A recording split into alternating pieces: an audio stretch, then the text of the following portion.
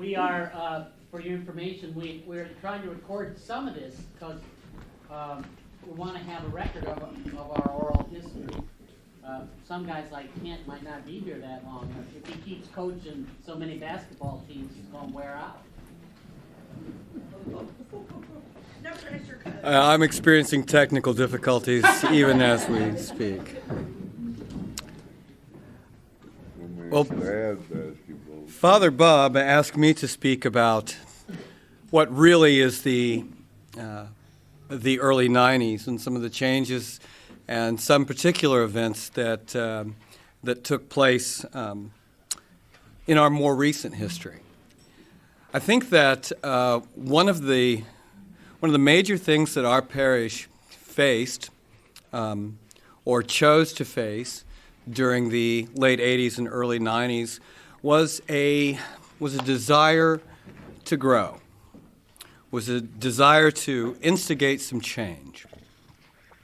During the late 80s and early 90s, we had a very dynamic young priest who was with us for a couple of years, who brought some new young people into the church and mixed with those who had been here for a long time, and there was a lot of enthusiasm and a lot of excitement.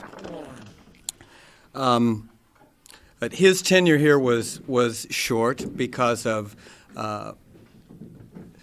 largely because of some of the professional decisions of his wife, who was a career woman, and that took them away from Christ Church after only a couple of short years here. We went through a period of interim priests. There was a tremendous amount of talk at that time about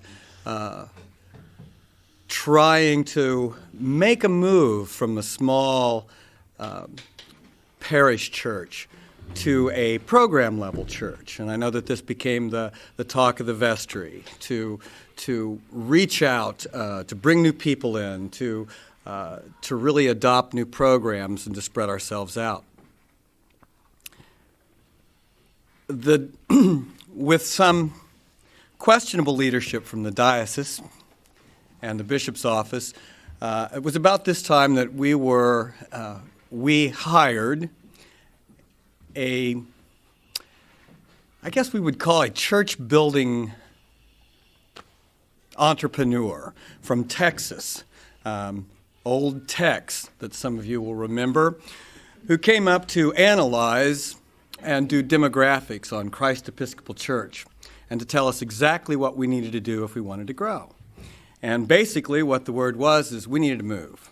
We needed to get out of this little old brick church in downtown Cape Girardeau, and we needed to move out where the new demographic center, population center of Cape Girardeau was, which is if you take a drive out towards the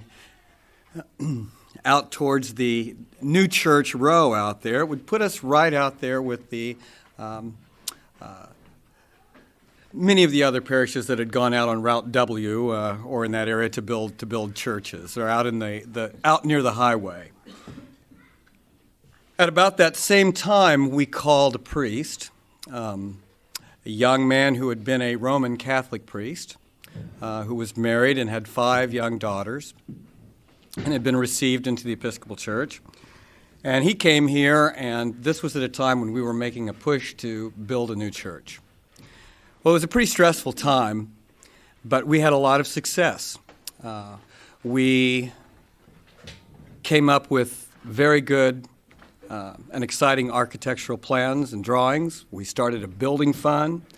We raised a significant amount of money, which was all dumped into Father Hazlett's lap, and then the whole thing just stopped. It was though we'd reached a point where we just didn't know how to take another step forward. We had a piece of land, we had a model of a church, we had some money, although not enough to complete the project, and at that time we had a very tired priest, a very tired rector who began having some health problems. At that time I took on the position of being the senior warden,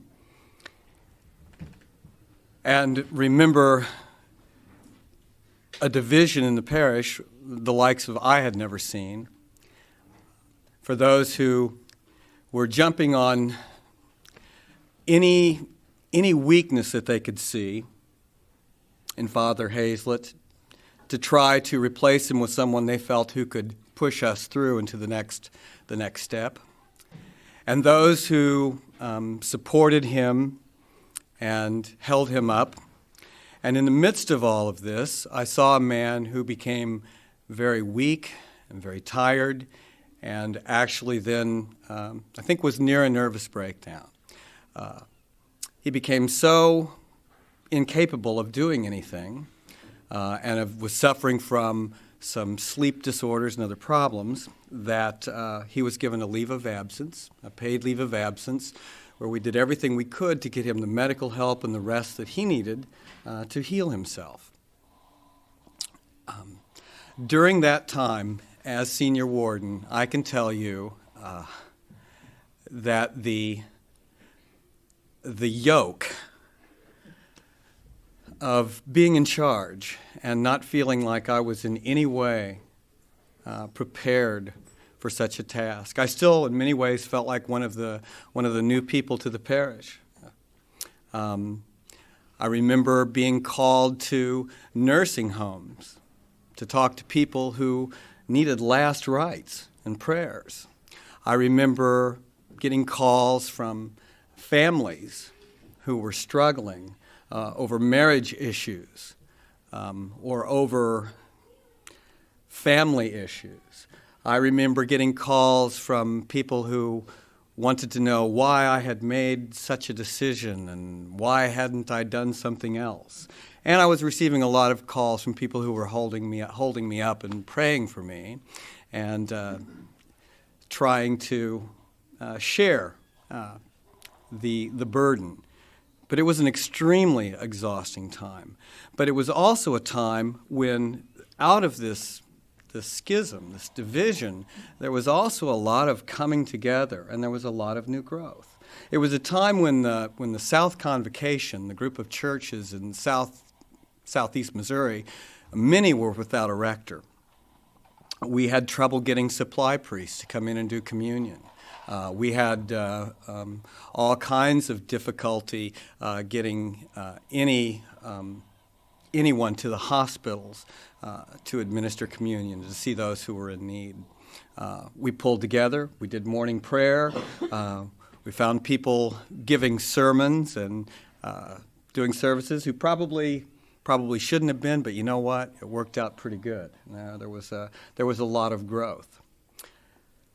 Well, it wasn't long after that when Father Hazlett resigned and moved on, and we entered a period of internship where we had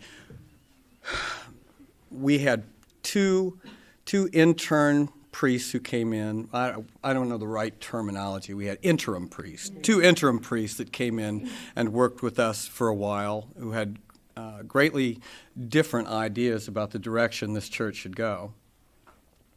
And during that period of time, we saw people come and people go, people who moved in and worked with Procter & Gamble who were here for periods of time and then would leave, as still happens in our parish. And I can't tell you, the day my tenure as senior warden ended and I took that yoke off, I kind of disappeared for a little while. Not that I wasn't here every Sunday, not that I didn't come here to worship still, but I was worn out. I was worn out, but I was also probably more aware of how important this church was to me and how much a part of my life it had become and how much a part of this church I had become. It's amazing that now, in the early 21st century, we've made a complete turn. That desire to move to the new demographic center, to move away from downtown, to leave a lot of the stories that we've heard this evening, to build a new church in order to grow, instead of growing through building this church that we have. And now I can look back at this time and I can say, there's a reason for all of these things. Although we might have been led or felt led to build that church at that time, it obviously wasn't what we were supposed to be doing. And so here we are at this time, building this church up. Team 3, as some of us were discussing earlier, we're looking at the changes that we're talking about making in this structure right here. Very, very exciting times. So the 90s, a little bit of our history that some of you might not have been aware of, a time when we were at a crossroads and we were without an ordained rector, and how the people of this church stood up and held it together. And from what I can gather, there have been other times like that in the past, that many times before I was here.